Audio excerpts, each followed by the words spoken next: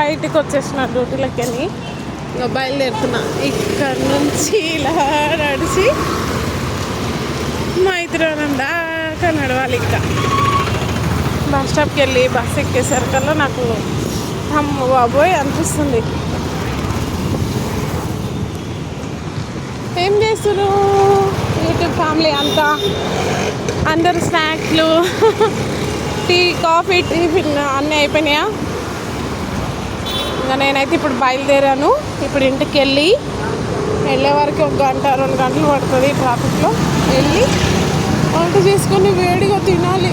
నాకు బయలుదేరే టైంకి ఆకలి స్టార్ట్ అవుతుంది తెలుసా. అంటే లంచే చేస్తాను, టీ తాగుతాను 4:30కి. ఇంకా ఆకలి వేస్తుంది.